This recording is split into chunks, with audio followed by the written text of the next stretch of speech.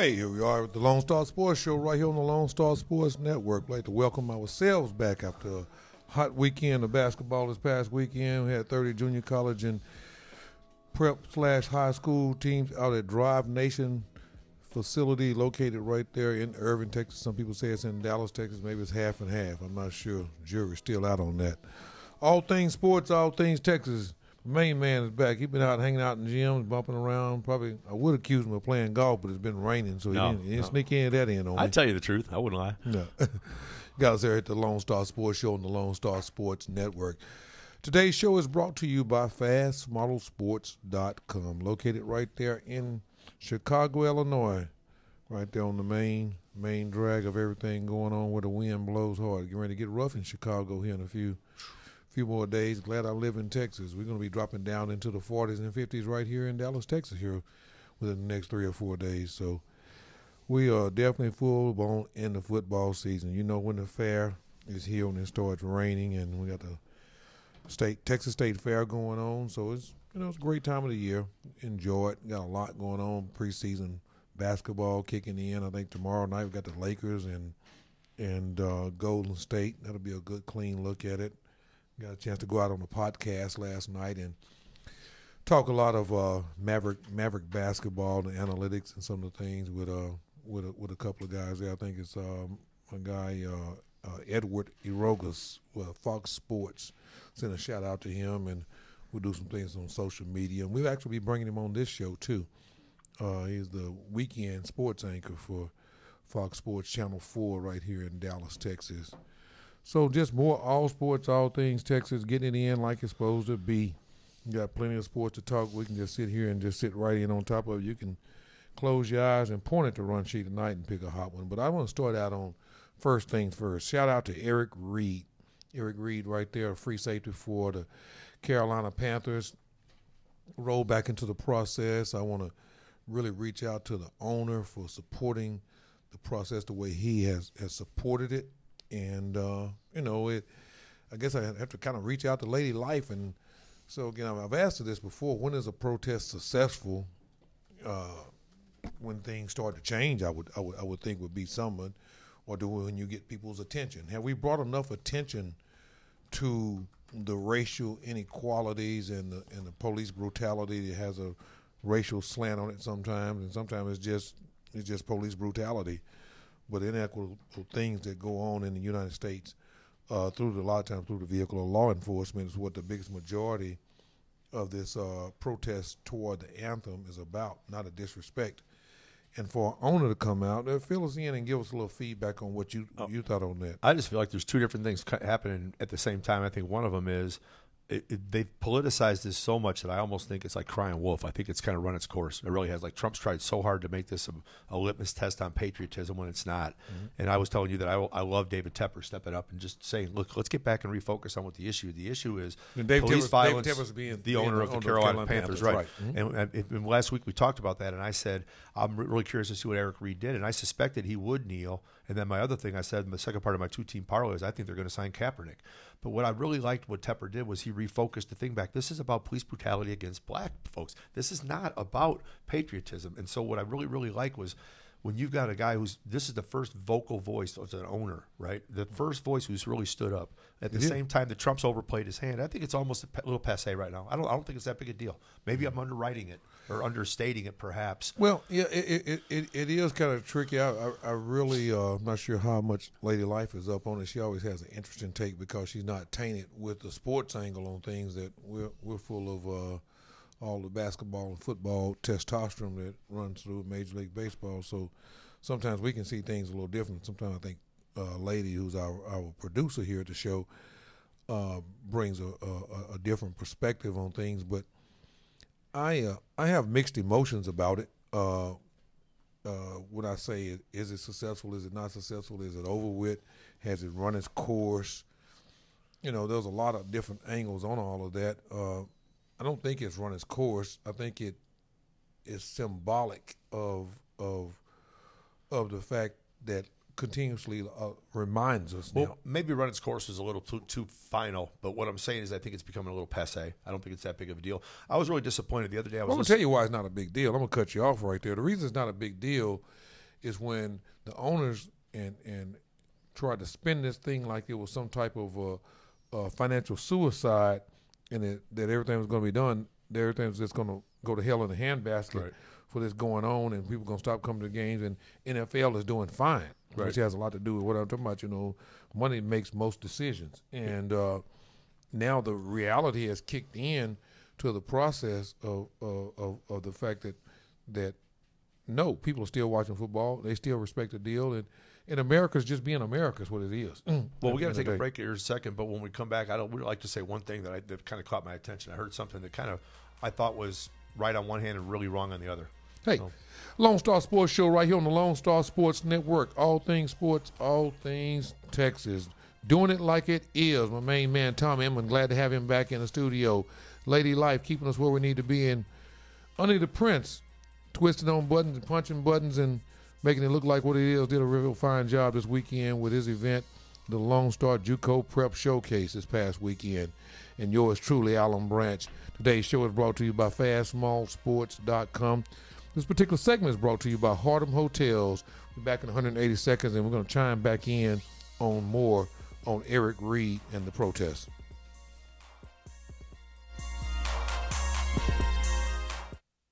Okay, something funny going on. You calling me from over there? Hardham Hotels. Make money where you and millions of others spend money.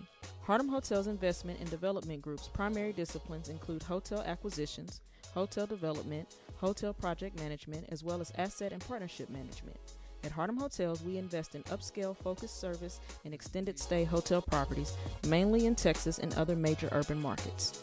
We are hotel owners, developers, investors, and asset managers persistent in our pursuit of successful ventures and passionate about our products. We provide nationally branded investment opportunities, including Hilton, Marriott, and Hyatt hotel franchises. Hardham Hotels strategically places the right product in the right location for the right customer. Get started with us today. Visit us online at www.hardhamhotels.com. Hardham Hotels, put your money where you sleep.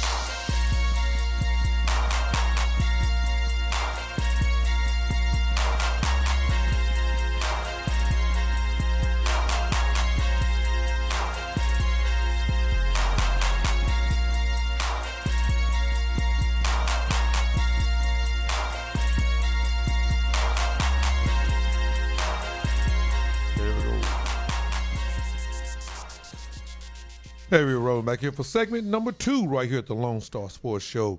All things sports, all things Texas. You got us to the Lone Star Sports Show right here on the Lone Star Sports Network. Welcome to all you people out there on Periscope. I believe that was what I received notice of, that we are chimed in on Periscope. I think we're on the account of at TX Boys Basketball. So y'all hear some basketball there. I know y'all want to hear it, but you actually chimed into the Lone Star Sports Show. We talk about a lot of things here on the deal. I want to quote Eric Reed just before we went to break, we talked about the fact that Eric Reed was had made the point that he was still evaluating the scope of our country, and he goes on to say, "I'll make a decision later," as in reference to will he continue to pursue this and what the whole deal is. But I think the one thing that Eric Reed wanted to know that he was not selling out. That was one of the main reasons he came and kneeled. He wanted to make a fact that now that I got a job, I don't want anyone to think that I got a job negotiating on the fact that I wasn't going to kneel anymore. Well, and that's what we talked about. Yeah, we did talk about it. Was there an expectation of with Tepper? And remember what I told you, what I really liked about it was he was like, remember I called him the Nike of the owners? There has to be one person who's a little bit of an outlier who's willing to take the risk. And you know what here's what I really don't understand. I asked earlier if I could take a second and tell a story about Wilbon and Kornheiser.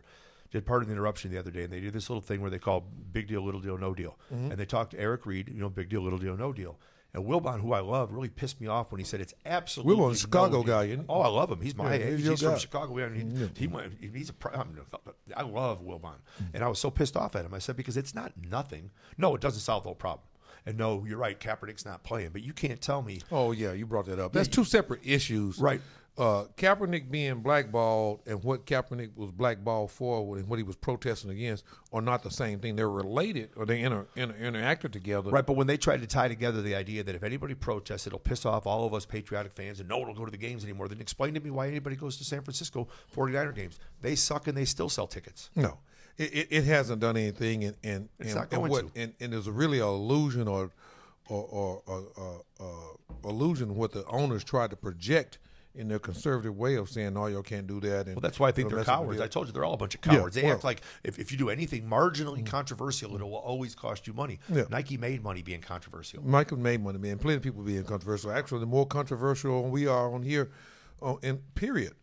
People like controversy because everyone feels like when they see controversy, it offers them an opportunity to be themselves. What's the old line? Bad press is better than no press. Yeah, well, right? It's the same thing. Simple deal. That people want to see things going in a direction where people are able to voice their opinion. That's what America was predicated on, built on, and still is about. And we like to believe sometimes and that it's not that anymore, but in actuality, it's still the same situation. So I want to send a shout out to Eric Reed and all he's done, and we continue to level of consciousness. I think somewhere in the Midwest, there was a conviction that was brought about on a murder charge on a police officer that murdered, and it didn't matter to me if he was white or black or whatever, but they found him guilty because of the way he handled the situation and took a man's life.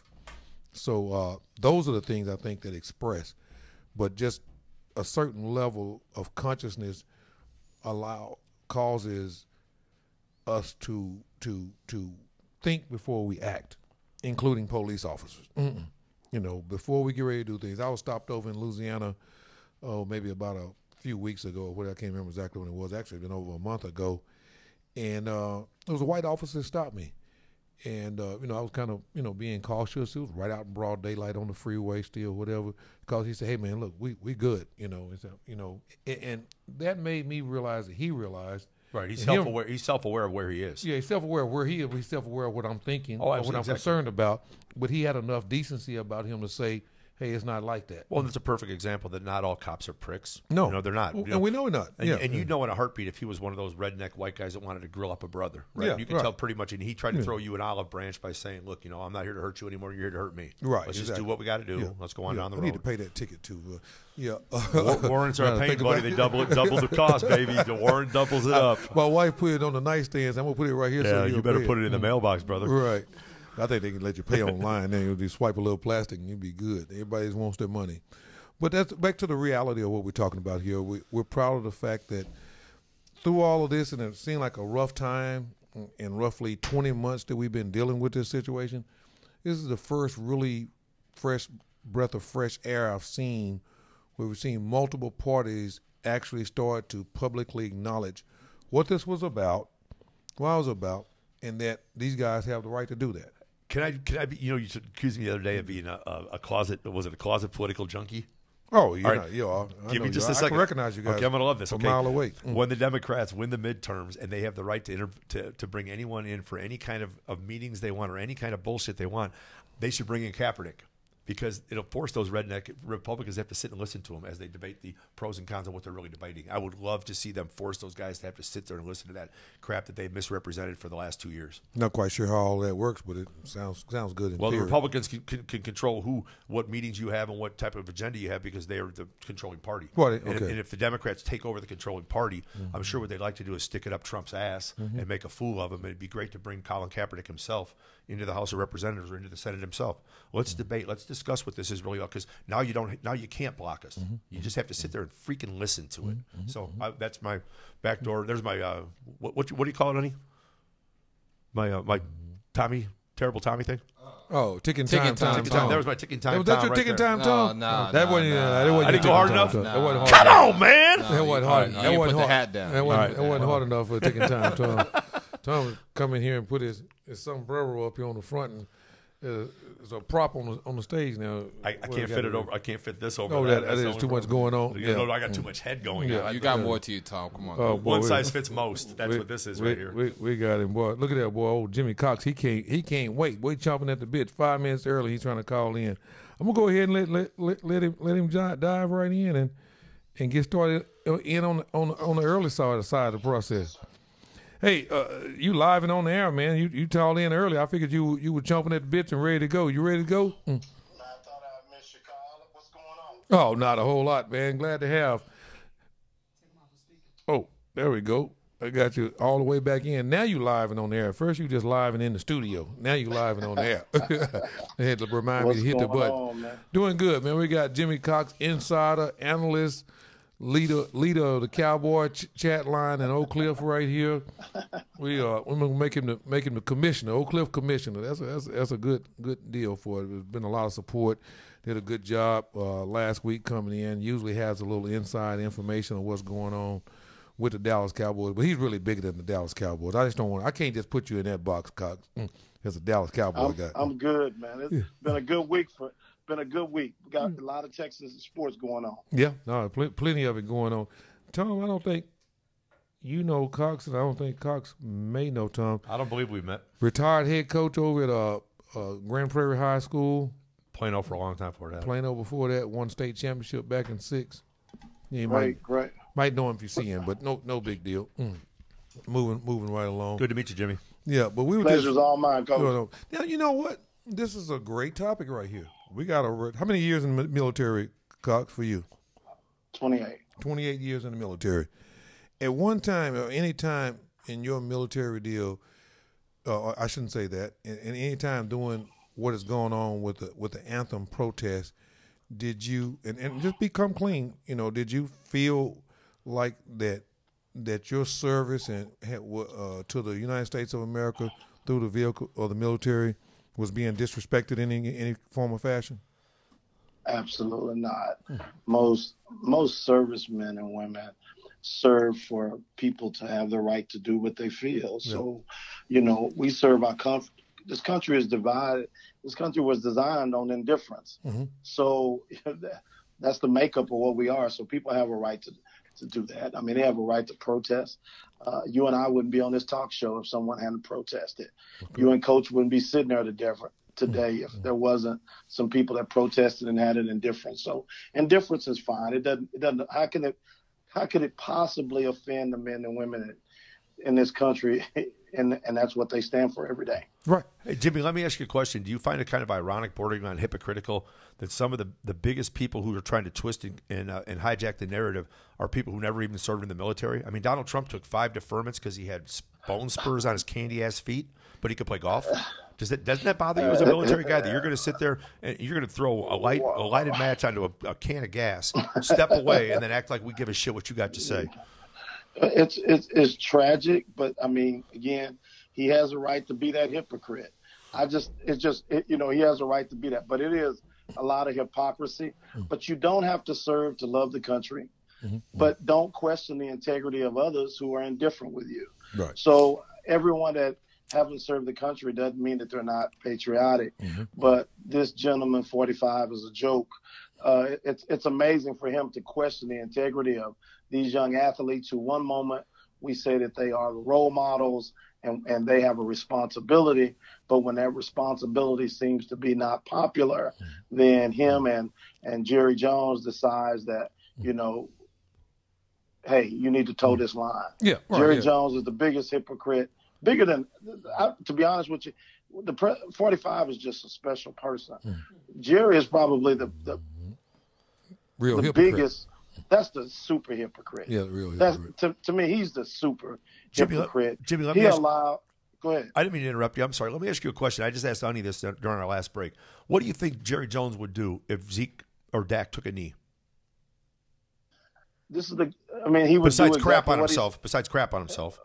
He would do exactly what he did. This is the same guy that fired a winning coach. Great point. And kept a really crappy one, by the way. You have a really crappy coach. Absolutely. So Jerry is we're going to talk about this a little bit more, but Jerry would have a problem, but he's safe with those two young guys. He wasn't always safe with Jason Witten. He wasn't always safe with Dez Bryant. So the guys that aren't safe, but to Jerry, it's about the brand. It's not about the anthem. It's not about hypocrisy. The NFL is a joke. The NFL has paid a large amount of money to even have their veteran that they do. Flower, right. So that's correct. So they're paid by the government, right? Yeah, they're not just doing it because they're patriotic. They got a deal. They got paperwork. That's correct. It's paperwork. It's some money in there. We got the Lone Star Sports Show right here on the Lone Star Sports Network. We got a little bit of ahead of ourselves. We come back from the break. We're gonna close out on that piece. We're gonna take a look at how decisions are made and the pros and cons, and move right on into that OU situation and what went on at the Red River Shootout. It definitely was a shootout. You got this on the Lone Star Sports Show on the Lone Star Sports Network. Special guest, Jimmy Cox. My main man and co-host, Tom Emman. Lady Life, keeping us where we need to be, and Under You Money, doing what it does. And yours truly, Alan Brandt. Full house tonight. Back in 180 seconds with more Lone Star Sports Show.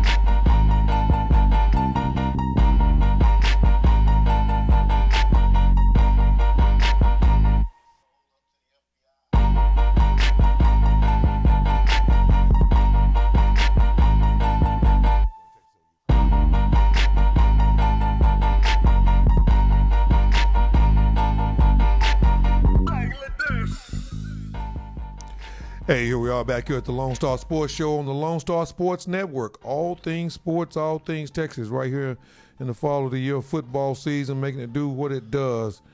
We're in the heart of it. Tom Emman, Alan Branch, Lady Life, my main man, Under You Money, and special guests, Cowboy Insider, Football Sports Insider, the Commissioner of the Cliff, That's what we're gonna call him, Jimmy Cox, right here breaking it down. Here, obviously he's here for Cowboy reasons, but like I say, he's commissioner of the Cliff. So whatever season it is, then that's where we have to consult Jimmy Cox and see what the perspective and what angle do we want to take and look on things.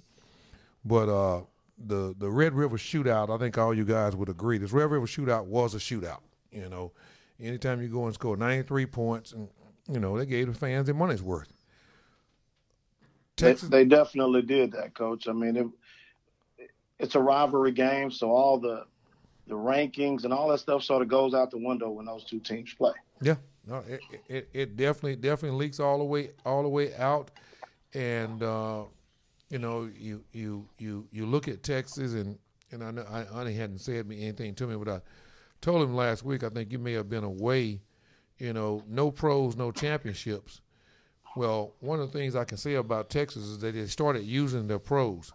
Humphrey, they threw the ball to him 9 times and had 133 yards. Those are NFL-type stats that receivers get that are projected to go to the NFL. So if you want to win in college sports, you've got to have players that project to the next level. Not the whole team, but you got to have a lot of them. Look at Alabama. Look at the situation. But I thought one of the most interesting things before we get all the way into breaking down this deal is that Forbes magazine came out recently. They do it every year, of publishing all of the top earnings of all of your top 25 sports teams, and the Aggies. I won't necessarily say surprising. I thought they would have been top 10, but they are the number one revenue generating football program in the country, right there in the SEC at $148 million, and they have a higher profit margin than anyone else because most of this stuff hovers, if you look at the thick of it, from number 20 to number 8 or so, Notre Dame, OU. Those guys are pretty much doubling their revenue. In other words, their profit margins are roughly half of the revenue generated. But I mean, it goes anywhere. Texas Tech is at the bottom at 25 with $60 million, and profiting $30 million. But the Texas A&M Aggies come in $107 million profit. 148 gross revenue and 107 profit, as Coach just said. Texas Longhorns, all things sports, all things Texas. Can you believe that 2 teams in Texas are the top money revenue generating? We're roughly generating almost $300 million a year in football from 2 schools. And they don't play each other. How cowardly is that bullshit? Played each other for a lot of years. That's a whole nother show. That's about 3 more segments. I can tell you that story. And it's actually going away, and it will come back. Break to add some basketball stuff, but it ran pretty deep for a minute. It was all about the Longhorn Network. Oh, the network, yeah. It was all about, we got something you don't have, and then they whine 2 years later about we're stuck with what we don't like. No, it wasn't just we have something you don't have. You screwed us and said you weren't going to do that, and went behind our back and did it, and cut us out the deal, and now you're making money off of us pretty much, and we're not included in the process. That's where it came from. Right. It was supposed to be a Big 12 network. It was supposed to be like you have the SEC network and all the rest of it. And Texas said, let's see, if you take all of it, divide by 12, or just take all of it and divide it by 1, that's more. Okay, I'm just trying to do the math here. That's basically what happened. And obviously, if you look at the money, obviously they understand the process pretty good. But, I brought all that to say that we have to realize that in a capitalistic society, money makes the decisions. When you look at how much money was made this past weekend, right there at the Cotton Bowl State Fair, 93,000, I believe, was attendance on that game, somewhere in the ballpark of that anyway, and the economic impact in just in the community or the city of Dallas with the Longhorn OU shootout. But when we get back to the nuts and bolts of it, you look at it, it was OU brought in a one-man show, and the one-man show did its part, but it couldn't quite overcome the whole process of how they spread the ball around. They ran the ball. Anytime you get 2 receivers and 15 receptions, and you're able to produce 250 yards out of that, 240 yards out of that, with 2 touchdowns, You know, I mean, you're going to loosen up for a lot of things. And then it came down to the fumble. You had two fumbles, and two fumbles, both lost. And on the flip side of it, Texas didn't have any turnovers. So that always helps, too. Go ahead. You scored 45 points and lost. There's nothing to talk about. I was talking only about should they fire Mike Stoops. I mean, it's kind of brutal, but yeah. Should they fire him? I thought they did fire him. But we were questioning whether that was a fair thing to do. They were in the red zone 5 times. They scored 5 touchdowns. They're the absolute last-rated defense in North America. Is that accountability or what, Cox? I mean, I think Coach hit it on the head. I mean, it's a great loss. I mean, I'm a Texas fan, but we almost gave it right back. Yeah. I mean, this young quarterback, Murray, is special.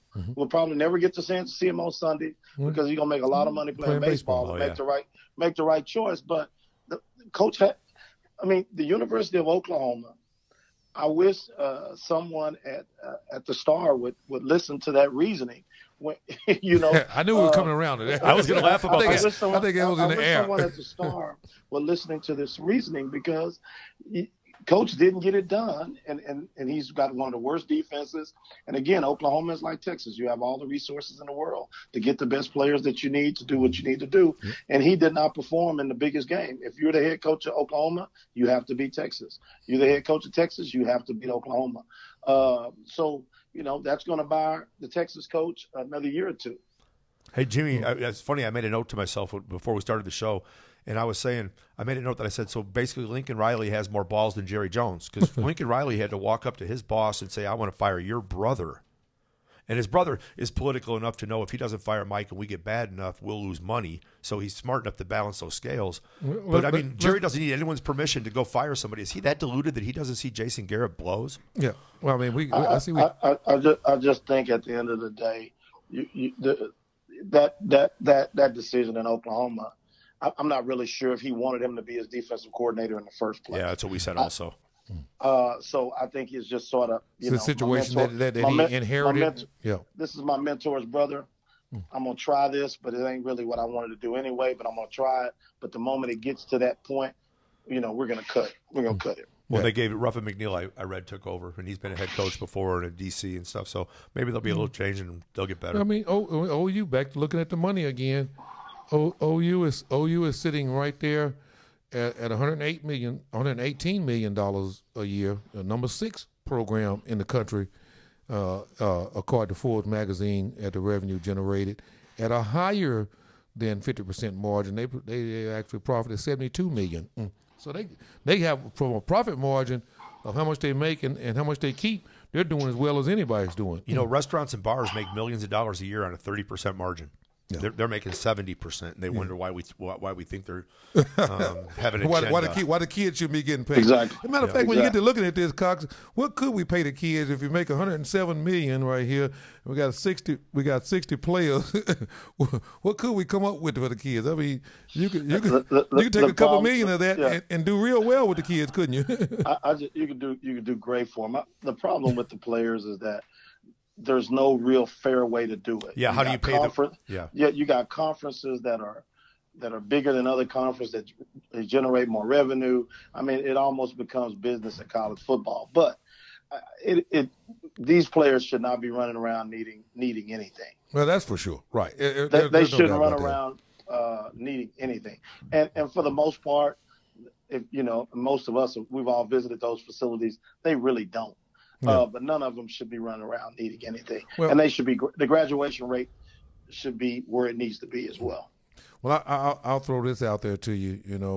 If we keep on talking about is a business, this, that, and the other. When you make Forbes magazine, it's business.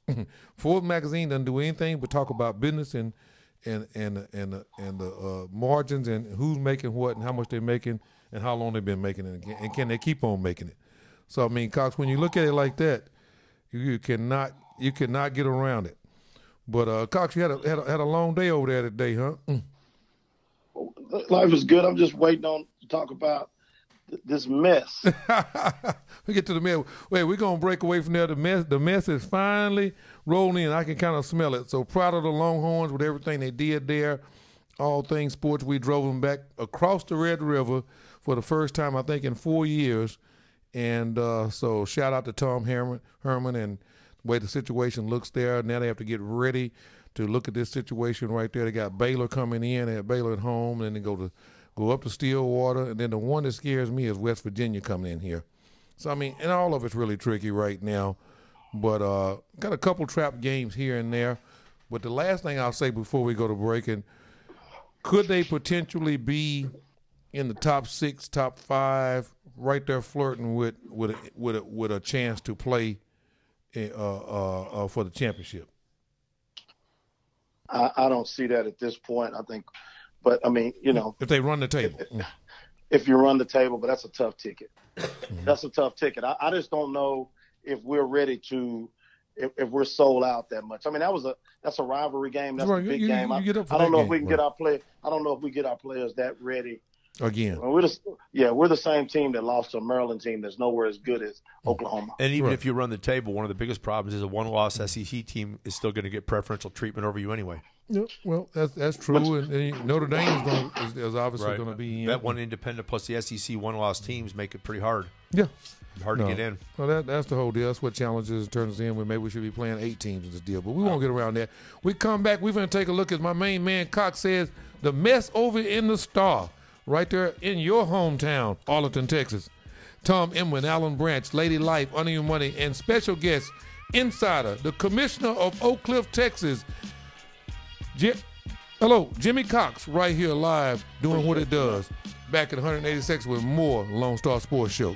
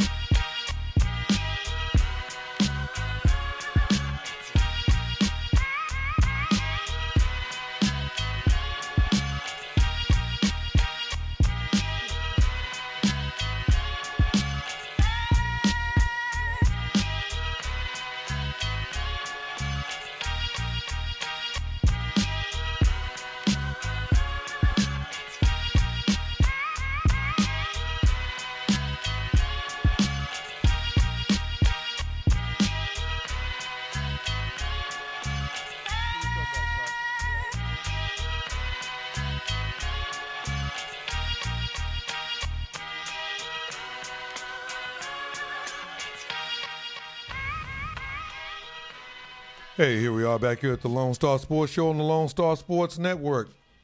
Put it in like it's supposed to be. This particular segment is brought to you by FastModelSports.com. Fast Model Sports is located right there in Chicago, Illinois. leading basketball into the 21st century through the vehicle of technology. This is a segment that everybody's been waiting on. Where does the buck stop? Well, right now, I mean, every train, every bus, everything, we're going to assume that the buck has multiple stops. Right now, when we look all the way through our personnel, and I'm going to turn the guys loose now on y'all here in a little bit. If you look all the way through the personnel, we can't look anywhere on the field and just point a finger and say that, hey, this is just not going to cut it. The kids, I mean, I don't think there's anybody here in the studio, on the phone, out there listening would say that Dallas Cowboys don't have a solid, middle-of-the-road, talent-type team, slightly above average, with where I'll be able to say. Is that fair? Is that fair, Commissioner Cox? That's fair. Yeah. That's very fair. Yeah. I might even argue a little bit better than average. I mean, because of course I'm going to detract because of Jason Garrett and make him subpar. No, he doesn't play. Not the team. He's not playing. We're gonna get to no. Talent-wise, they're better than average. Yeah, right. I mean, talent-wise, the Cowboys are better than average. Yeah, you got the best running back in the league by numbers. You got a great offensive line. You got a serviceable quarterback. You got a pretty good defense. You got nice speed rush. You have no receivers. And one of the best defensive players in the league. Yeah, and you have. But I mean, the biggest problem they have is they have no one to throw the ball to. At the end, I mean, I don't know. I mean, maybe something will change, or maybe one of the notes I made to myself, Jimmy. I was going to ask you a question. Do you think that Dak's incapable of throwing the ball down the field, or did they just tie his hands because he threw that 34-yard completion he threw to Zeke that won that game? I can't remember what game it was. A Detroit game, I guess. Yeah, completion. Detroit game, right? You're one completion away from being 1-4, but you could make the other argument that if he can make that 34-yard pass, why don't you do that 4 times a game? You might be 4-1. Well, that was a different pass down the field. Go ahead. First of all, Coach Garrett's got to be fired. Okay. Coach Garrett should have been fired. Mm-hmm. Is it a middle? What would happen if it was done in the middle of the season? It's amazing to me that we're struggling firing him after firing Jimmy Johnson and Tuna. Mm-hmm. It's amazing to me that we're struggling with if we need to fire Jason Garrett. But Jimmy, those two guys, the common theme those two guys have is they both have backbone. I'd use some other phrase, but I don't want to be vulgar. They have backbone and they'll stand up to the owner. And Jason Garrett's a puppet. Jason Garrett doesn't challenge him. He doesn't threaten him. Those two were threats. Parcells was a threat, and so was Jimmy Johnson. Jason's been quiet and quietly made about $40 million. He's a lapdog. He ain't nothing but a damn lapdog. Little freckle-faced Opie Taylor freaking lapdog. That's made about $40 million for being below average. Right. I mean, he's got. And he'll have a job for the rest of his life as a coordinator because everyone will love him. I don't think so. Really? Coach, I'm going to disagree with you. I hope you're right because I wouldn't hire him. I don't know. You fire him because, Coach, what team right now today? Yeah, you just made my point. Who wants him, right? What team would go out here and say, Jason Garrett's our next guy? Right. If I just had Jason Garrett, we'd get over the hump, right? He's our. I mean, no one, and the entire coaching staff. I mean, he couldn't get a Power 5 college job. Jimmy, I think that guy drives 55 miles an hour in the HOV lane. I bet he goes hunting with his safety on. That guy's so cautious. The problem with coaching is your team is going to take on your personality, and that's why they're timid and tentative and don't respect. And that's why you're timid. That's why you're paranoid. That's why you don't want anybody saying anything. That's why the players are, afraid to show any emotion. Mm-hmm. I mean, that's why you have that, because they represent the character. They created a culture. They created a culture based on on Garrett's timid, like y'all say, timid, goofy. I mean, I never remember David Peavy, the head coach at Duncanville High School. We were talking probably 15, almost 20 years ago. And one thing he always said, players take on the personality of their coach, because that's who they're interacting with, that's who's leading them, and then pretty soon it rubs off as this is the way we act, this is the way we feel, this is how we express ourselves. Jerry Jones is Al Davis 2.0. And until he dies, you'll never have any success because he's an idiot. It'll be worse. It'll be worse because Stephen is worse than Jerry. It'll be worse. It'll almost be. It'll be worse because Stephen is worse than his dad. At least his dad at some point can grab a player or two, and Jerry's ego's big. I mean, Jason's a problem, but I'm just not. AB, I'm gonna be honest with you. I don't think the Cowboy organization is locked into doing what it takes to win. They don't need and it's to. amazing. But, you know, Jimmy, they don't need to win because they always sell the stadium out even though they suck. Exactly. And they sell all those jerseys even though they suck. They don't have to be good to sell anything. They don't. It's not real. I don't think. It's not about winning and losing, what y'all say. I don't think it's about winning. It's like going to a Lakers game. It's being seen. They make too many other great business decisions. They put the right people in the right place with their marketing. They put the right people in the right place with advertising. You don't see all those things with the Cowboy organization. But when it comes down to the Dallas Cowboy team, all of a sudden they hire below average coaches. I mean, just all around. Do you remember his Jocks and Socks comment? Remember when he first bought the team and he's gonna take care of he's gonna do the laundry and do the Jocks and Socks. Remember when he said that?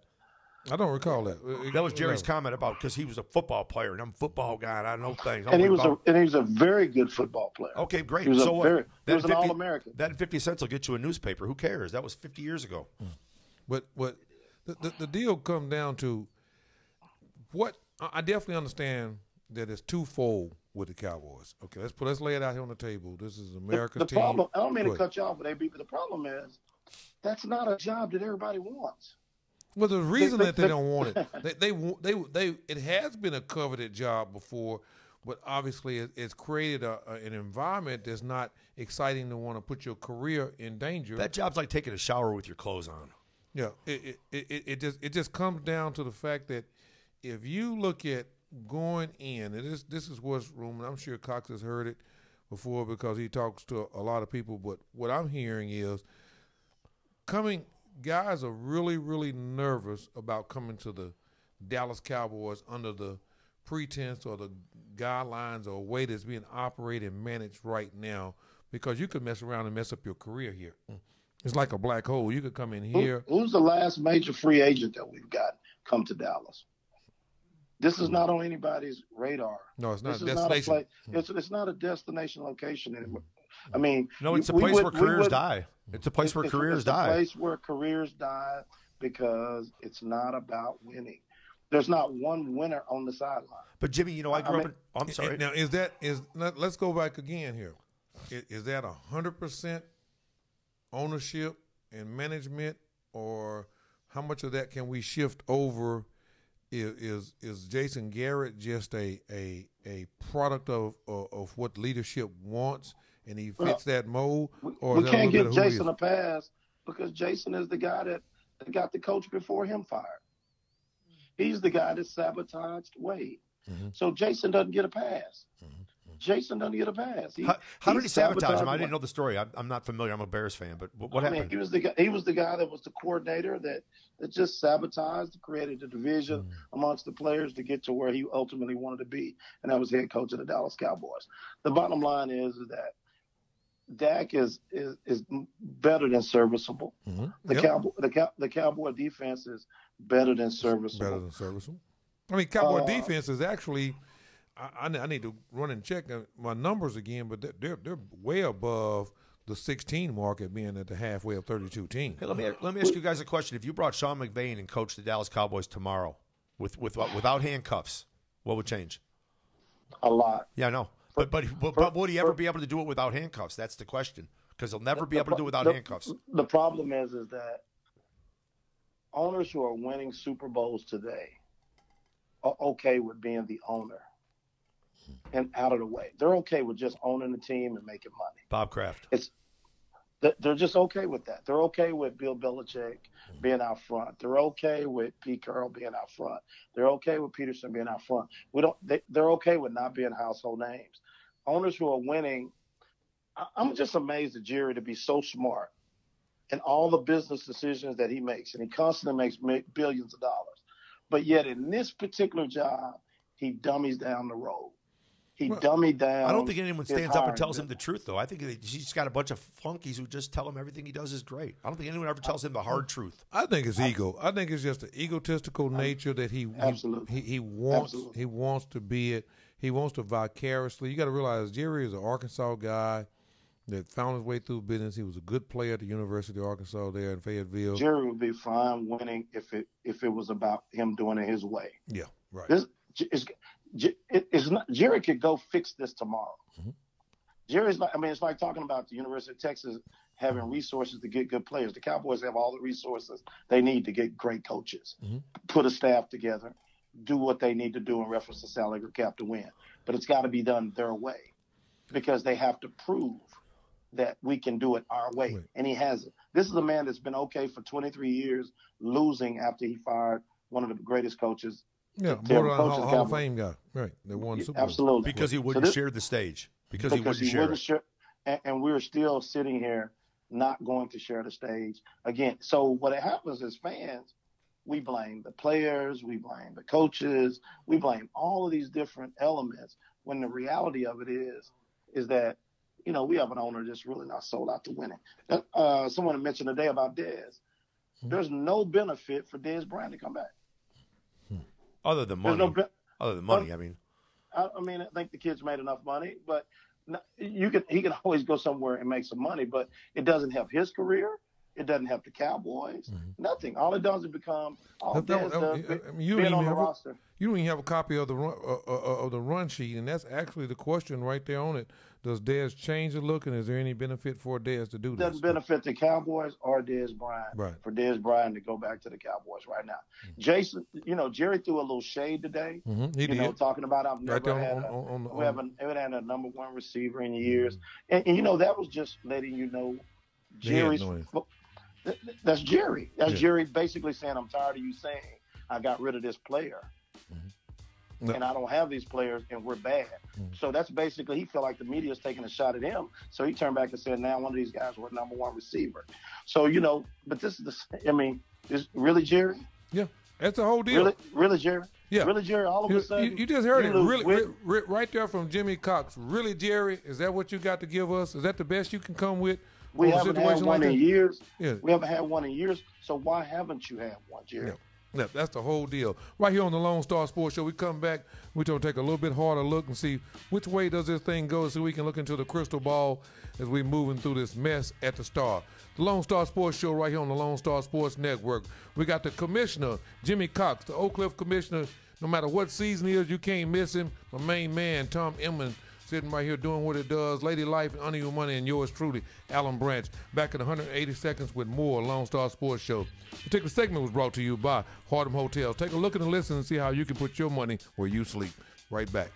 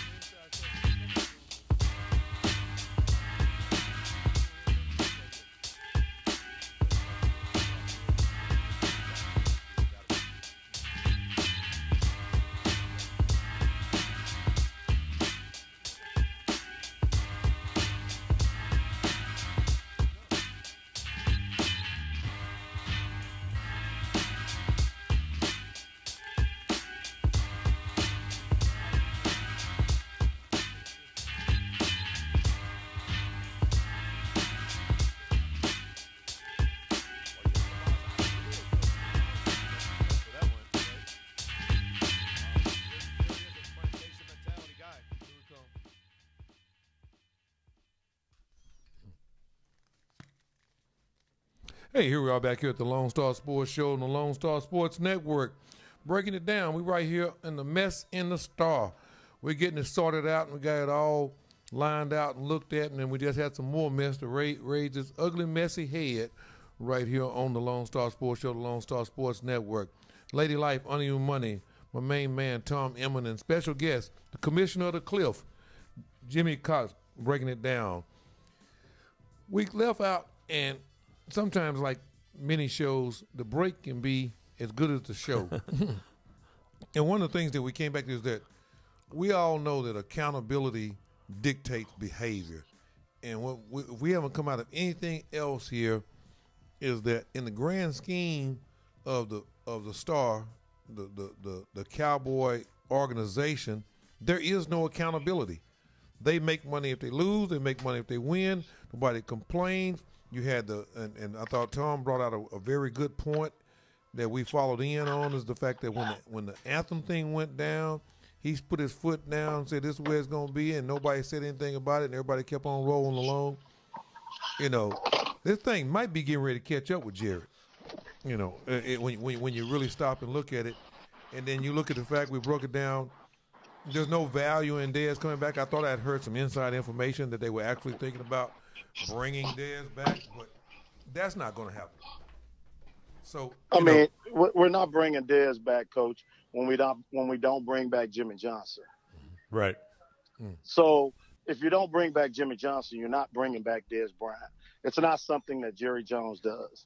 So it's just not what he does. I mean, it's just, it's not a big thing. What do you think the demise? I mean, okay, I will agree that Dez is not the receiver he was 3 years, 4 years ago.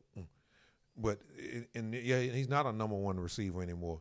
He is a 2/3, I think, type guy. But he's still a productive NFL talent, just based on where he is. And you can say, I just don't think that's a bad conversation for him. Mm-hmm. And I think he's come to grips with that's okay. Mm-hmm. When he's not a Hall of Fame type guy, if he gets a chance to play some more, we don't know. But I mean, it's okay when you watch Jerry Rice having to wear 2 uniforms in his career. Shannon Sharp having to wear a few uniforms. Randy Moss. So, not being in one place, being that guy for them all that time, that's not a knock as a receiver. Time happens. 85, 90% of your guys play the last 3 to 4 years in the NFL with a different jersey on and decide which one. But none of those athletes, this is the problem I have with us as Cowboy fans. None of those athletes become the reason, those receivers, why the team is where it's at.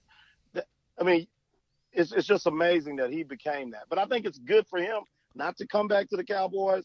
It's good for the Cowboys to do what they feel they need to do in the future and let Dez continue to move on. You know what really surprised me? It surprised me how it almost seemed like Jerry took great pleasure in almost like taunting Dez.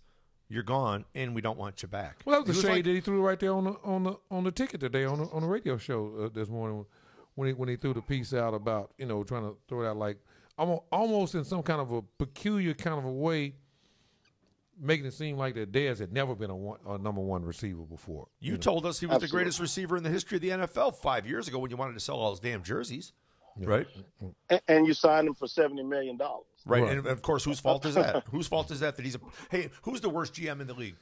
Jimmy? Who's the worst GM in the league? Jerry Jones. Exactly. And he's the only owner who tries to be a GM. Right. And at the end of the day, But Dez gets a lot of conversation. And I think he gets a lot of conversation because of all the back door stuff. Mm-hmm. Because most people close to Cowboy football know that the decision with Dez really was not on the field. Jason Garrett having a job means that the Cowboys is not big on holding you accountable for doing your job. Right. If the field mattered, he's gone. Right. Yeah. Right. So performance does not did not dictate. Get him fired. Right. Yeah, performance does not dictate being fired from the Cowboys. And I'm gonna throw something out there. Is it that much of a conflict or somewhere that Dez and Steven have crossed it, and it was just outright that Steven just who has Stephen Jones not crossed with? Mm-hmm. Stephen Jones has crossed with every Hall of Fame athlete, a big athlete with the Cowboy organization. You never see Emmett hugging Stephen. You never see Stephen with Troy. You never see him with Dion. Mm-hmm. You never see him with Michael Irvin. These guys are with Jerry. Mm-hmm. These guys are with Jerry. So Steven doesn't have that relationship with those players like that. And it's going to be a sad day the moment Jerry steps down. I just hope he has a change of heart and that Charlotte runs the organization. But I met Charlotte, yeah. That's the one with the nephew played it's basketball. I mean, with the son, it's just a bad grandson. scenario. The bottom line is if you're going to be committed to winning, you got to get good people in place to win. And Dez shouldn't even be discussed anymore. And it's amazing. But Jerry does this on purpose. He throws shade at Dez, but he says nothing about Romo, who didn't win any games. No. Yep. And get us to a championship. He says figured nothing. figured a way out to lose a few Nothing too. whatsoever. He finds an opportunity to compliment him in that way, but he takes this young kid and he has something negative to say about him in that particular way. Hey, Jimmy, you know what, it's just amazing. Jimmy, he violates a rule that I learned a long time ago, like the first 5 years I was coaching. And what I heard people say was it's really, really hard to win 5-on-5. It's really brutally difficult to win 5-on-4 because you're sleeping with one of your players' moms, or because you're playing a kid because he goes to your church, or you're playing a kid because he's a nice guy.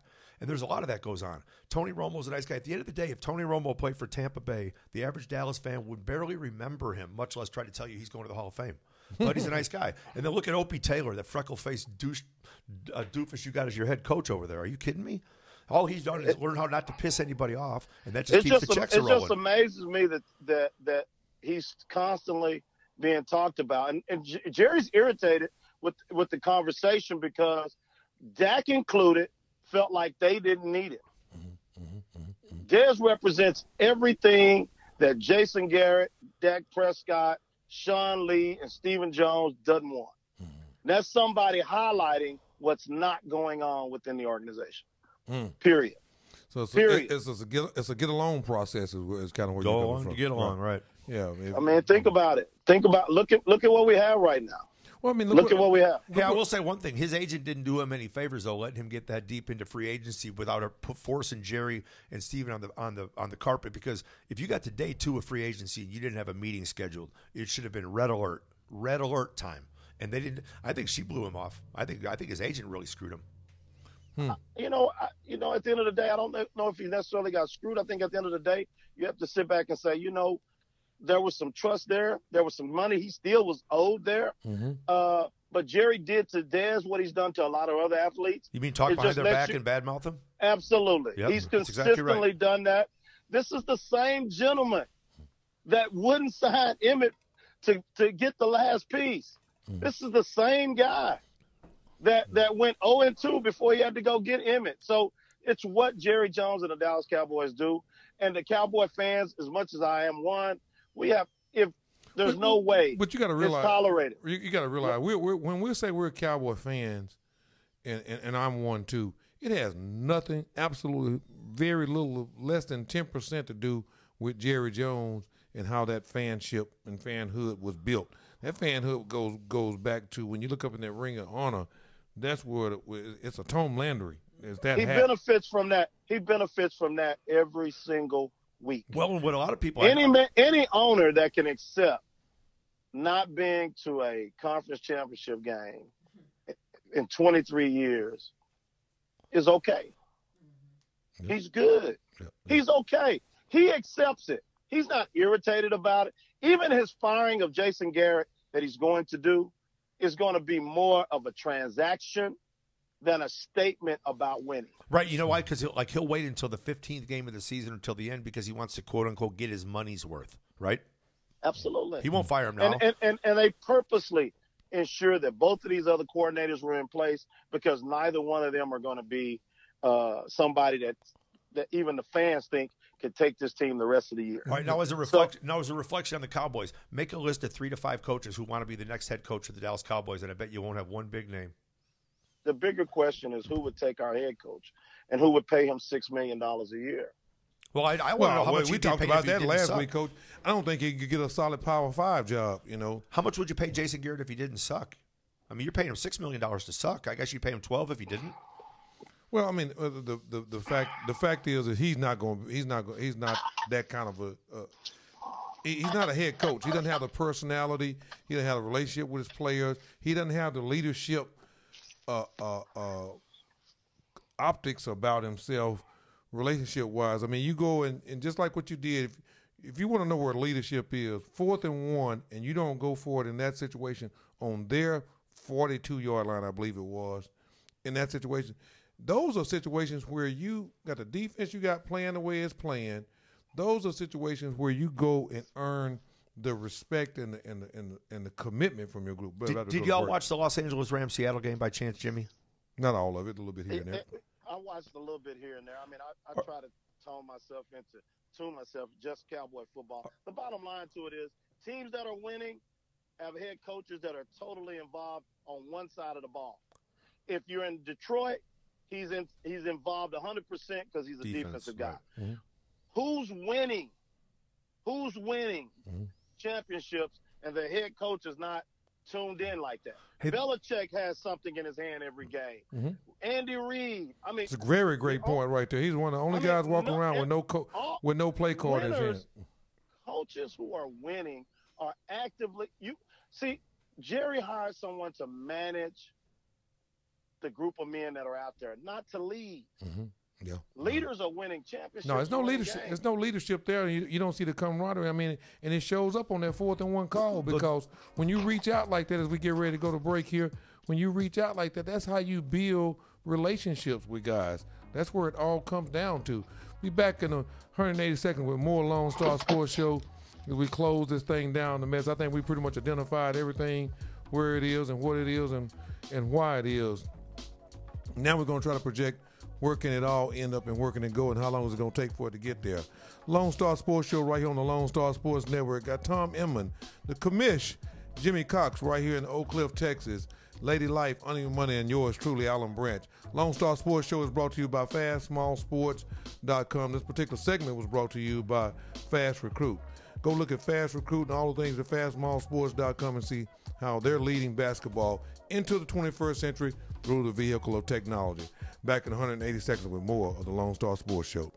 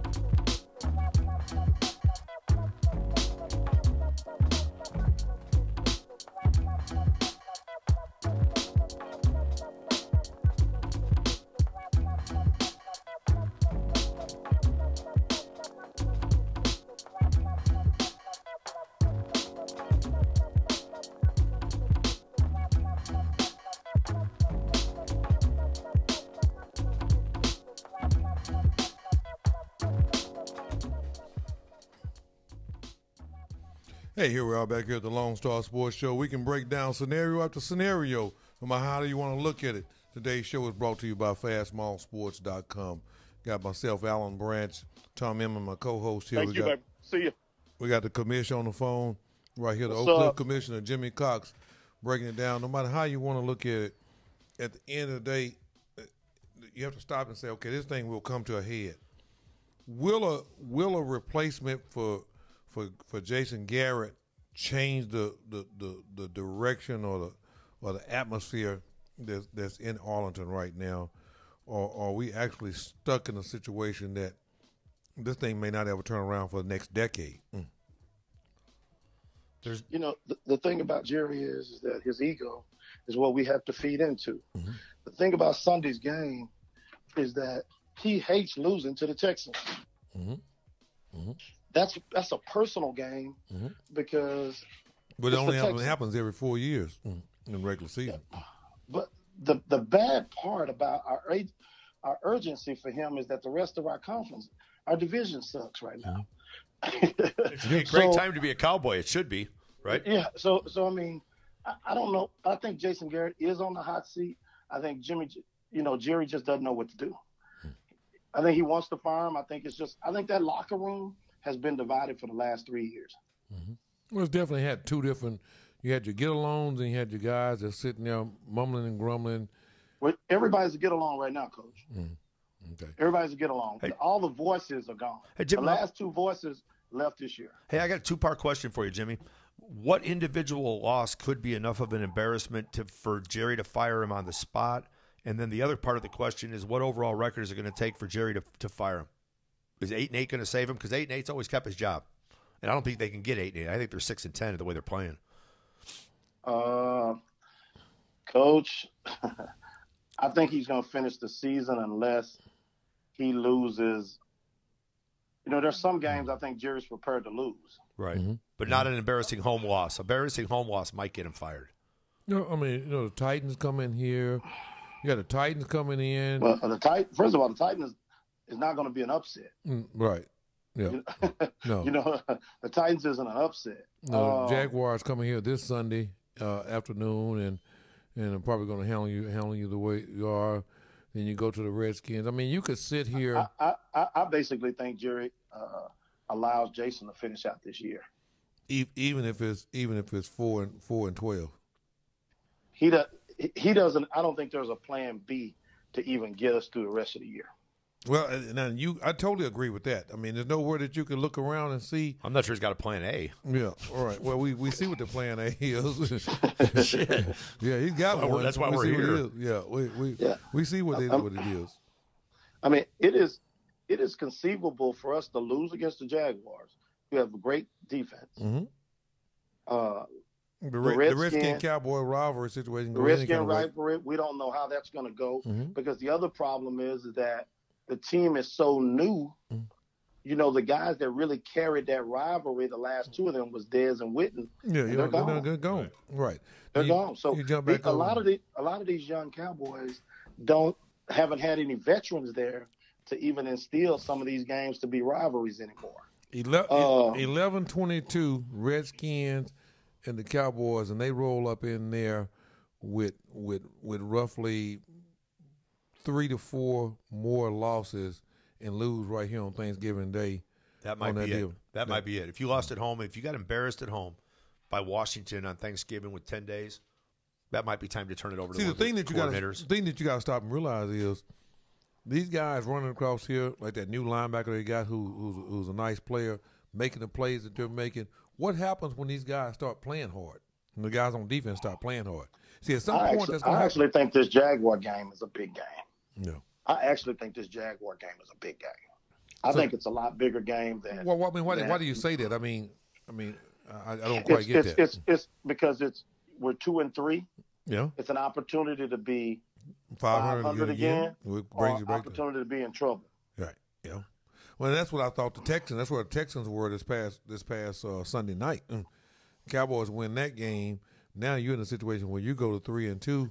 And we lose against the Jaguars, and it's going to be panic. Hey, you want to know something that I'm looking at right now? I'm taking a look at the point spreads, which I know don't mean all that much, but they are an indicator of respect. and expectations. And Dallas is an underdog at home.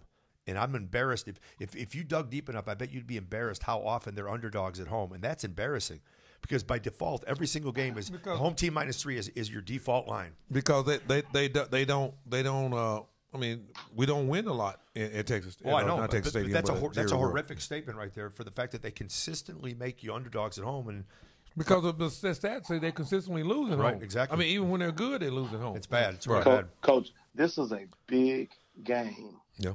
Sunday. Yeah, Yep. sure Big game is. Sunday. This is a big football game for decisions, coaching decisions. Yeah. If you start tanking, this is a big game Sunday because then you follow that game up with the Redskins. Mm-hmm. Yeah. You could be 2-5 at that point in time coming home against Tennessee, hoping you don't choke to go 2-6. Thank you. Going on the road to Philly, then going on the road to Atlanta, then coming home to Washington. These are two big games. Yeah. Huge. These are two big. And we're talking about our receivers having problems. What do you think they're going to have problems with this Jacksonville defense? Yeah.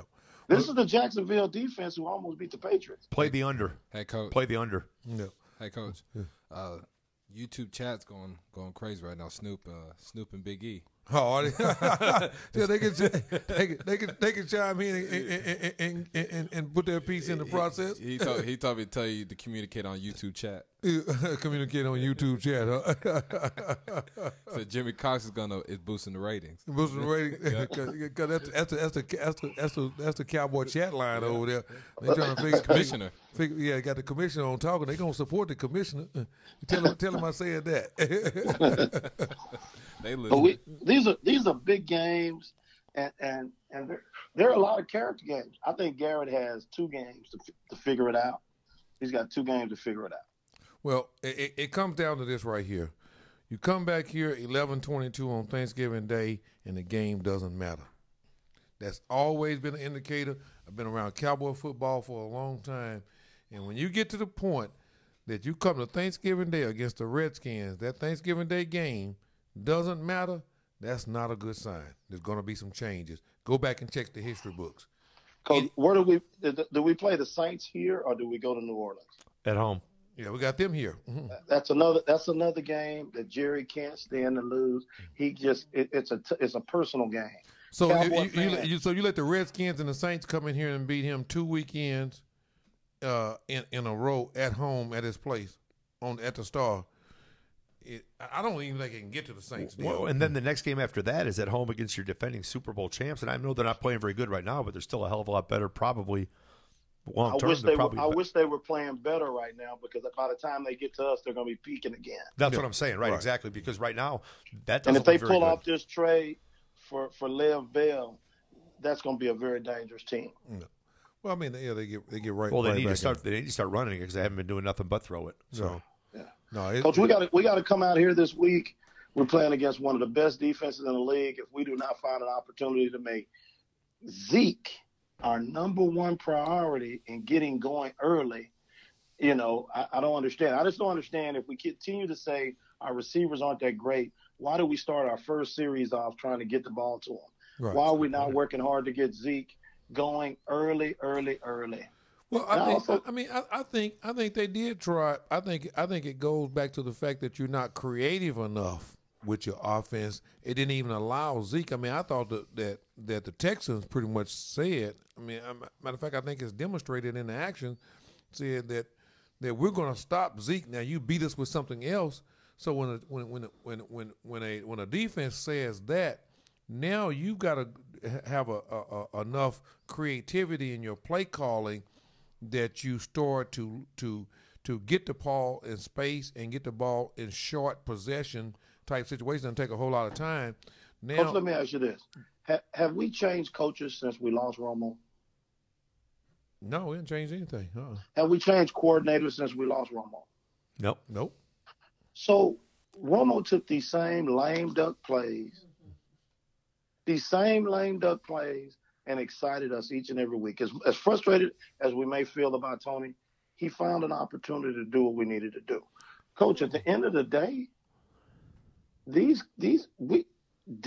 Jason Garrett, Jerry Jones, Steven, Dak Prescott totally underestimated how important Jason Witten and Dez Bryant was to that offense. Yep, I agree. Yep. Coach, the biggest problem right now is that Dak is getting hit. Dak it's like welcome to Romo world before they spend all the money on the offensive line. That's a good point. One thing I can say about you now, Cox, you're being fair. You're being fair about the situation. I'm just being fair. All Dak is doing right now is feeling what Romo felt for years. So all of a sudden, Dak, you came out when the offensive line was at its best and it peaked with one of the greatest rushers to come through there in a while. Now the reality of it is everybody misjudged how much pressure Jason Witten and Dez Bryant took off of these other two people. I think it's probably 60-40, 55-45 of what those do. I mean, we both know that in an offense, when you got a tight end to go to, that just brings it's like a third dimension that it brings to your offense. You got a running game, you got receivers that can spread the field and stretch the field. You had a Hall of Fame tight end. Hall of Fame tight end. And at some point, one of the best receivers in the league a few years back. Man, we got somebody trying to jump in. We got somebody here think they got an opinion here. Let's see if we know this guy here. Boy, he just couldn't stand it, Cox. He had to come get him a taste of it. He couldn't take it. He had to come over here and do it. With Snoop Johnson, one thing I know about, you know how they do it on the Lonestar Sports Show. We right here about 20 seconds from the break, so we're finna go to the commercial. We're gonna let you get you the commercial. We're gonna let you audition in the commercial time and see if you can make it back to the show. Lonestar Sports Show right here on the Lonestar Sports Network. Back in 180 seconds with more of the Lonestar Sports Show. Giving it to you like it is. All things sports, all things Texas. This particular segment brought to you by Harlem Hotels. Go take a look and see how you can put your money where you sleep. Back right at you with more Cowboy Talk.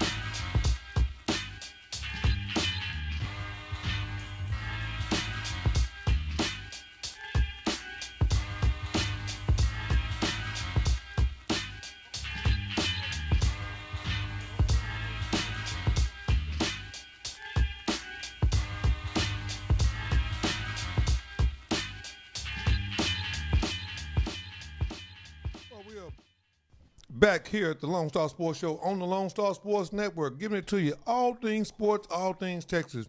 My main man, Tom Emmon, co-host, yours truly, Alan Branch, Lady Life and Uneven Money, keeping it where it needs to be. But right now, we got my guy in here right now, doing what it does, like it's supposed to be. Special guest, the commish of Oak Cliff, Texas, right here, breaking it down. All sports commissioner. And guess what? My little brother chimed in, give his 2 cents on Cowboy Snoop coming back to the show. It's going to be a meeting over here in the Cliff here pretty soon if it don't get no better. Go ahead, tell me what you. Hey, Coach, I appreciate y'all taking my call, but controversial Cox had y'all on the edge in there, and I just had to speak up, and put my little 2 cents in. I mean, he made a great point when he talked about Romo, and he said when Romo left, had the Cowboys changed head coaches or coordinators.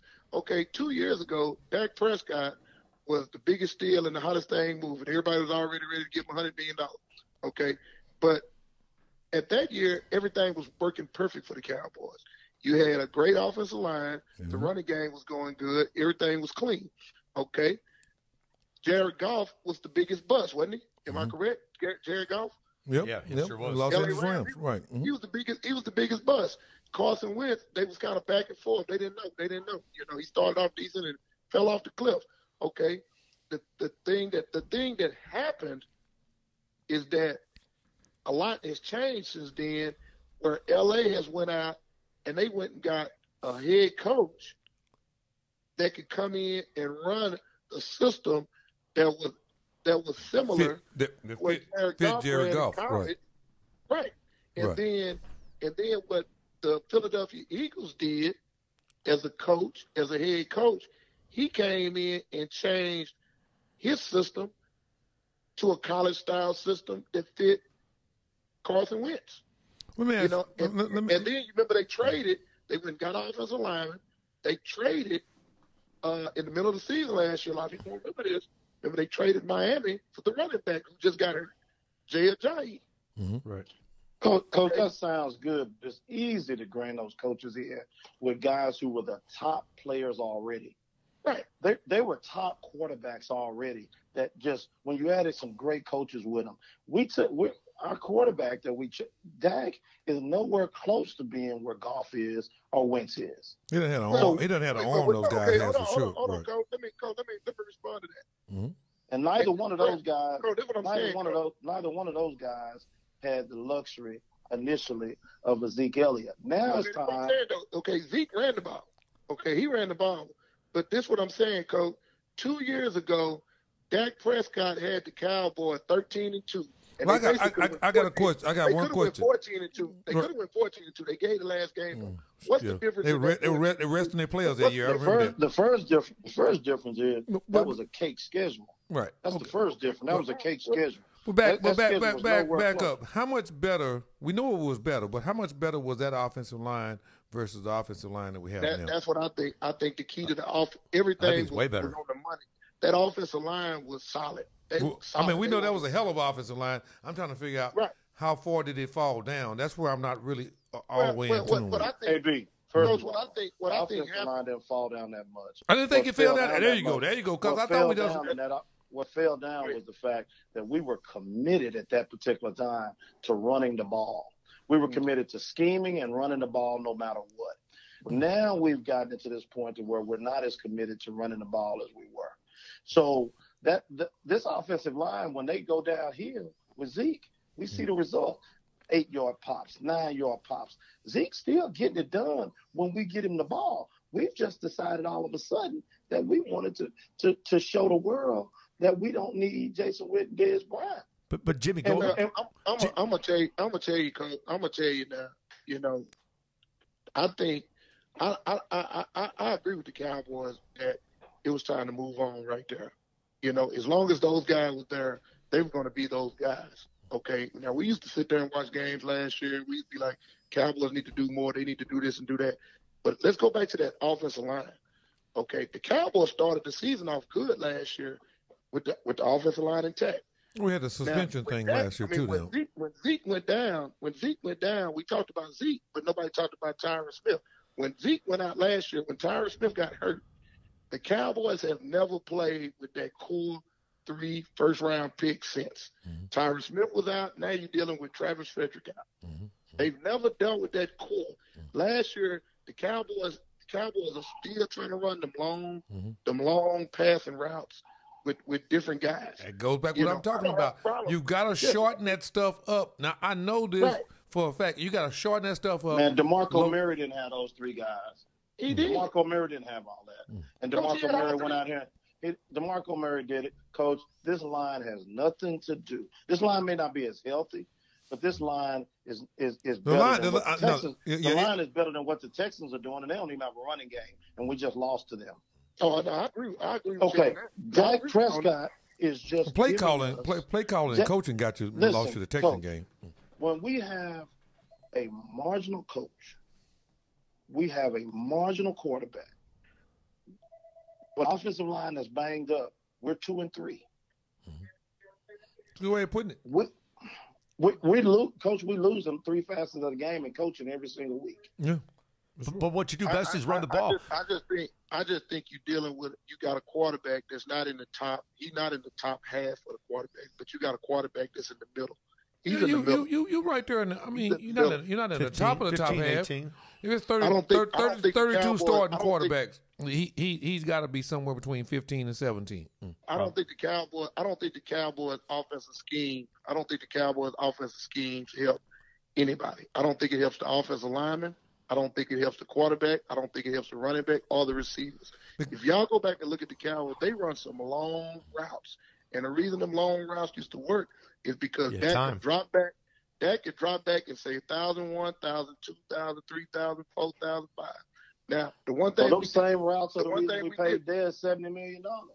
Yeah, those long routes are the same ones that Romo made Dez $70 million. Because those long routes are the same reason why we lost. That we got down there and lost on the Dez catch. Commissioner Cox, if you go back and check the record, though, how many times did I tell y'all that the timing and the rhythm of the delivery of what you were seeing out of Dak Prescott, the routes they were running outs and hooks and things like that, he has no confidence to throw this guy open because the lack of creativity and what they're working on. You just don't see it through their play call, and you don't see it in the confidence of the quarterback. Let me ask you a question real quick. Everyone here agrees that they run the ball better than they do anything else, yet they don't run the ball. And if you ask Dan Quinn, the head coach at Atlanta, who's missing 2 Super Bowl rings because running the ball ain't sexy. He lost one as the DC in Seattle because they didn't give the ball to Marshawn. Garrett don't know nothing about and then he sexy. lost. Well, I'm not implying he does. But my point is, I guess it ain't cool enough just to run the damn ball. If Kyle Shanahan runs the ball against Atlanta, against New England, they win the Super Bowl. Coach, that's the one thing the Cowboys want to do is run the ball. Now I'm gonna tell you. What was your question, Coach? When they go in there and he gets stuffed 2 yards in the backfield 2 times on 3rd down and 14, they're not gonna run the ball. That's the position the Cowboys been in, and the other team know that they want to come in. Well, that go back to Snoop is right. Balanced offense is about running when it looks like a pass and passing when it looks like a run. There you go. That's the predictability. Let me ask you this, and I'm gonna scale back. The last couple of games that y'all done seen the Cowboys play, how many yards do y'all see them get when they go play action on 1st down or just drop back on 1st down and throw the ball? Have y'all seen more positive plays or negative plays? More positive plays because everyone doesn't think they're passing. Right. Everybody doesn't think they pass. And look at the screen. Even though it wasn't the first play of the game, look at the bomb to Tavon Austin. That was on the 1st down. After the Cowboys just got a 1st down, they went play action and threw it deep. And Snoop, the screen to the tight end against the Texans. That was after a 1st down. It was 1st down and 10. They ran a screen to the tight end. I mean, I don't think it's all about being complex and all this. No, unpredictability. But unpredictable is not complex. But you can't be predictable. Yeah. I mean, they said a number the other day that the Cowboys run the ball 88% of the time on 1st down. Come on, man. So where's the first step of every linebacker? Every linebacker's coming downhill on the first step, every first down, because you're not making them pay. And then the flip side, to your point, Snoop, is if you go 3rd and 14, what do? They drop it 2 deep safeties. They play soft on the corners. They play everything in front. And Dak throws some dink and dunk bullshit underneath for 8 yards, and they punt again, right? Yep. Now, the one thing I do think about that Dak Prescott, I don't think Dak Prescott is the most accurate quarterback. I don't think he's the worst quarterback. The biggest thing that I think that Dak needs to do more than anything, and I think once he gets paid, that's going to happen. people got to realize he's still a 4th-round pick. So him doing what he want to do and taking chances and all that, it's easier for Baker Mayfield, who's the franchise You said that the quarterback. other day. You're right. It's a difference in Jared Goff, who's the franchise quarterback, to go throw 18 interceptions. Yeah, right. You know what I'm saying? Coach, stop. Because they Stop. invested in Stop. We got the commissioner. Let the Stop, commissioner stop, talk. stop, Commissioner stop. talk. Commissioner talk. These are all a bunch of that's bullshit. The bottom line is this. I love you, Commish. He called your ass out, Snoop. Dak Prescott, sorry ass, can't throw the ball anywhere because he's afraid. He's afraid because he knows he shouldn't be on that stage at that level. The Cowboys, we moved way too fast and gave him the range way too early. Has nothing to do. I told you that earlier. Coach, you're not going to all of a sudden become talented. Boy, Jermaine Johnson must be in a closet, so we're about to have a nervous breakdown. You're going to all of a sudden become talented because we give you a check. No, they gave the keys to the Cadillac. They gave Yeah. the keys to the Cadillac to Dak after about 6 games of his rookie Coach, year. They never took him back. I've never heard this before in my life. All of a sudden, athlete that's not performing. Athlete that's not performing, let's just give him a larger check and then he should do a great job. I've never heard of that before in my life. This coach, this dude who just broke the NFL record. Was Dak this inaccurate when he was the rookie of the year, his rookie year? Was No, he but he had inaccurate? more time. He had more time. That's all I'm sitting there saying. Coach, he didn't only have more time. Guess what else he had out there? Better receivers. Yeah, but Thank you very much, Yeah, Coach. the offensive line too did. I mean, it was, But it was a more balanced he situation. starts missing those receivers and making mistakes, and everything starts being highlighted and becomes a They problem. can The establish Dallas Cowboy organization and the Dallas Cowboy fans start going He crazy. had all day. Coach, He had 1,000, Oh, 4,000, yeah, all 5. day. Hey, Coach, Brent, the Brent, Dallas you know Cowboy what, Brent, you know what? organization is the only organization that can handle indifference all of a sudden from its players. When we were winning Super Bowls, our sideline was throwing helmets, kicking water bottles over, acting a fool, going to jail. doing whatever the hell we You wanted to know, do. all that of a means, sudden, if we get ready to go to we break, become the political correct organization. No, Get better players, man. No. Get better players. And all that meant was it mattered. And then we come to the point that doesn't matter anymore. They've nulled them down. They castrated the whole concept. And you got this, what you got right here right now. You don't have the Dallas Cowboys. You got the Dallas Steers. Back at the Lone Star Sports Show right here on the Lone Star Sports Network.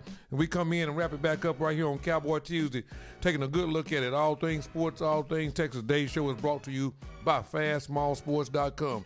We got Snoop Johnson, assistant coach at University of Texas at Arlington. We got the commissioner straight out of Oak Cliff for all sports, giving it to it like it is. Alan Branch, my main man Tom Emman, Lady Life, and Ani Umani back for the last segment of the Lone Star Sports Show in 180 seconds.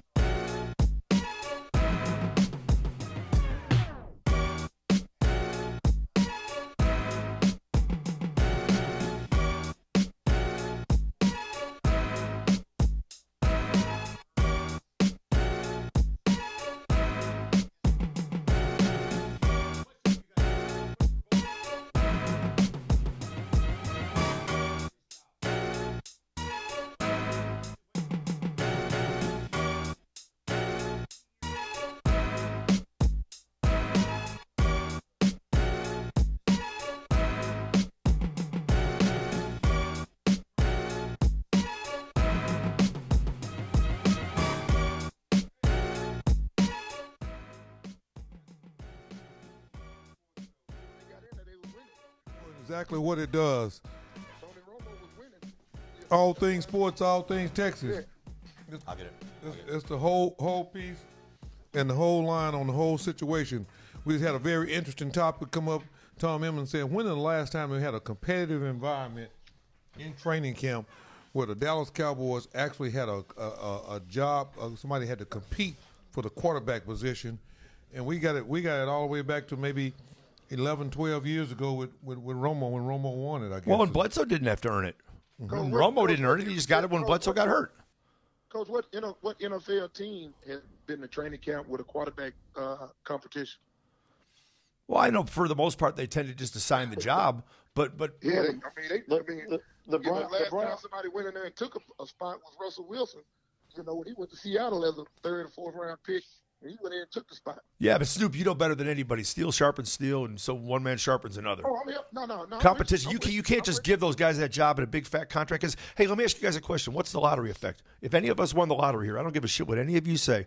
You're going to quit your job sooner or later. You might go for a while, but you're going to quit your job. But in sports, when you win the lottery, you got to keep playing.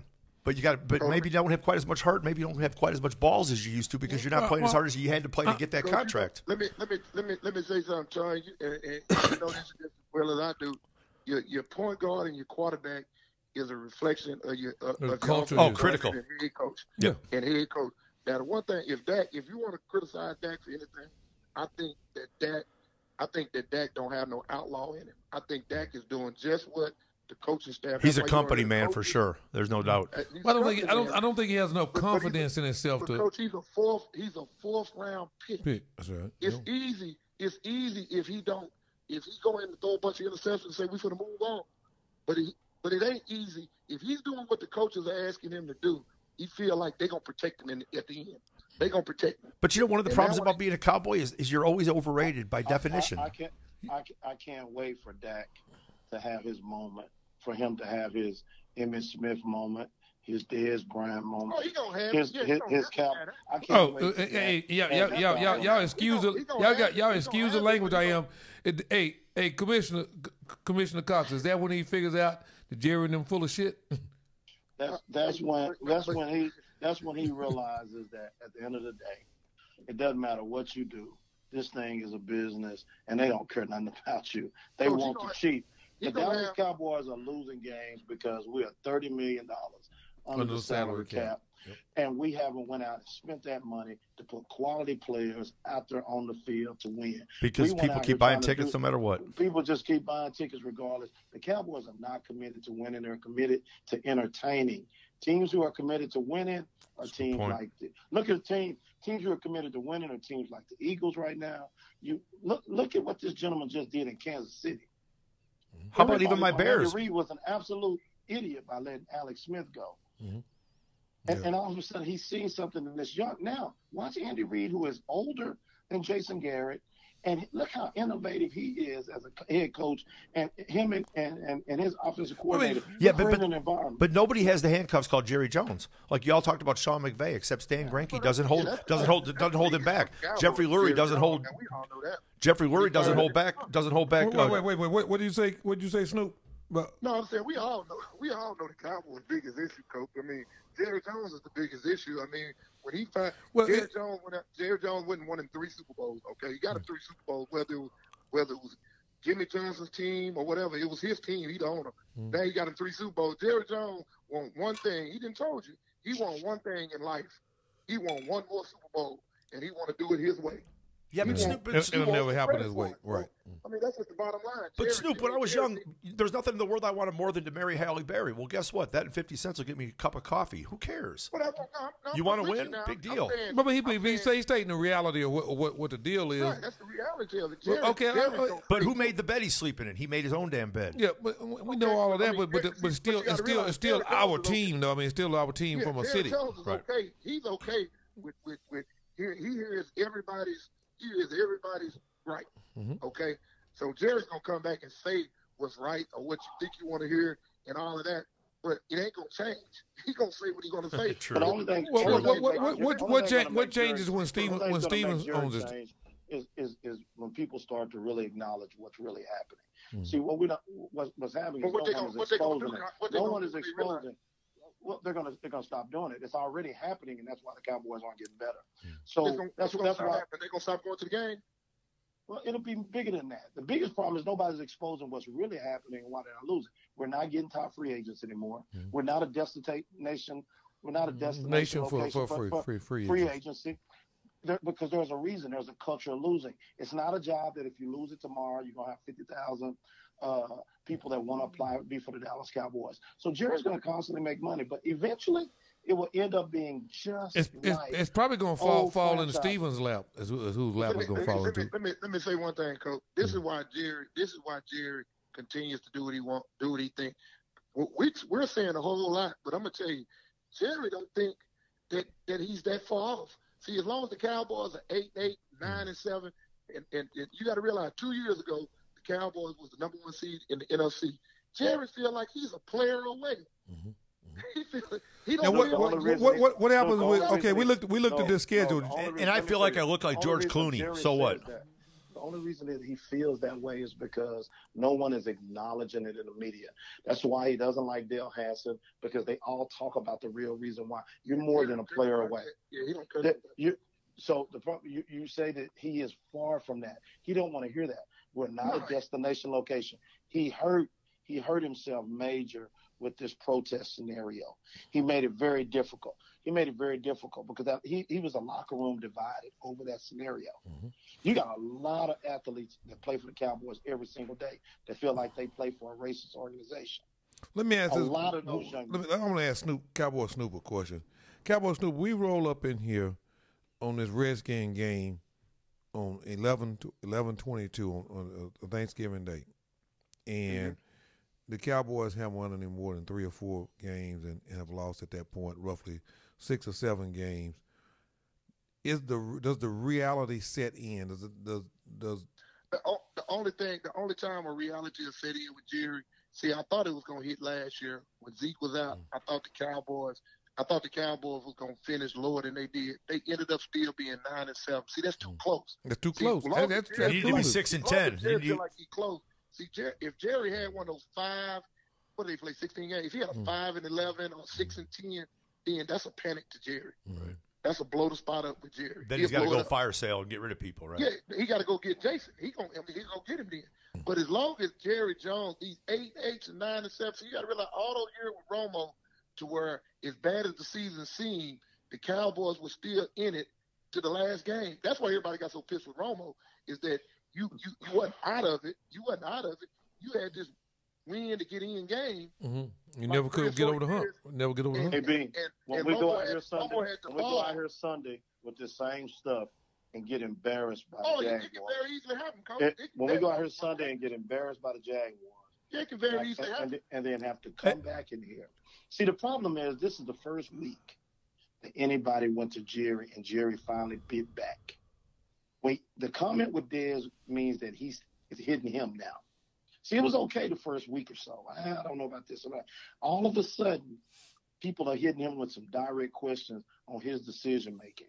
And he's going to get tired of that and bite back. When he take his ass out here Sunday and Jason do the same thing he always done, and the Jaguars handle our ass if we're not ready, and then you have to come back and play these Redskins, he's going to blow the whole team up. Yeah, well, I mean, you hit it right then on Thanksgiving Day at being 3-7. Two things, Brent, AB. Mm-hmm. These are 2 things. Y'all just talked about a good thing, these 2 games. Jason Garrett could be out of here, Coach, if he goes into this break 3 games under 500. I guarantee you. 3 games under 500, 2 and what would that be? 2 and 5. It's like Commissioner Cox said earlier, Coach. They don't even know who would take the reins if that were to happen. No, this is what I'm saying. Jerry would. Jerry would. Jason Garrett or Linehan will get fired if they 2 and 5. Okay, they not anticipating being 2 and 5. But if I don't like to make predictions, but I'm telling you, somebody's gonna get fired if they. Somebody's gonna get fired if we lose bad Sunday. Yeah. No, I think they'll make it there. See, that's why they pissed off. Sunday, if it's ugly. If it's ugly Sunday, we're going to have a major change. I think that Redskin game, because in Jerry's eyes, He can't wait. He looked at that. He Jerry beat that Jacksonville game as being one of the toughest games at the start of his season. Well, before the bye week. but I mean, even if you fire somebody, it's not going to make it any better right now. Who? I mean, it's not like you got an offensive coordinator sitting there. Talking about Jerry Jones. I think if they 2-5, Jason Garrett gets fired. I think if Jason Garrett gets fired, I think they promote the secondary coach. The secondary, they got a secondary coach over there calling the offensive coordinator. What's that about? Stephen Jones brought him over. See, that's one thing that you got to give. You got to give to defense with Jason Garrett. Jason Garrett don't even get to hire his own people. Well, Coach, he did. Coach, he did hire his own people. He had a chance. He hired Linehan. He hired Linehan. But Jerry Jones hired Marinelli. And Marinelli's not a bad hire. Yeah. No, that's Jerry's hired. Linehan, Jason Garrett hired Linehan. Okay, because they had similar philosophies on offense. Jason Garrett didn't know that Jerry Jones was going to take the play calling duties from him a year later and give them to Linehan. But we constantly hire the other woman. Yeah. We never hire the bride. That's good, we always hire the other woman. She's always better looking, isn't she? Well, we always hire the other side chick. Man, we never hire the bad chick. We got a mess in the Star, and unfortunately, right here on the Lone Star Sports Show, we got the commish. We brought in Cowboy Snoop.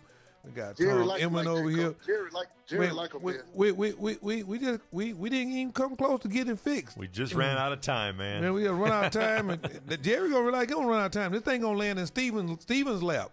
Jerry gonna run out of time. This thing gonna be left right there in Steven's lap. I want to see Steven. Steven takes over the Cowboys. Will be less than 500. Yeah. The Cowboys are 9-7 ball club. I had them 8, 9, and 7, but I don't know right now, Coach. It don't look right. We got the Lone Star Sports Show. We got Cowboy Snoop in tonight, and the commissioner of Oak Cliff, Texas, my main man Jimmy Cox, my co-host Tom Inman, Lady Life at Only Money, keeping it where it's supposed to be. Cowboy Snoop back visiting in with his old group. We say congratulations, getting ready for that Maverick season going over there, man. Take a little break. We'll let you get back in there and start watching tape and getting you guys ready. Can't wait to get over there and take a look at you guys. Go Mavs. Right here at the Lone Star Sports Show. All things sports, all things Texas. Today's show was brought to you by FastSmallSports.com. Hey, everybody get ready for hump day. Go get something done. I don't care if it is raining. Got to make it happen. Right back.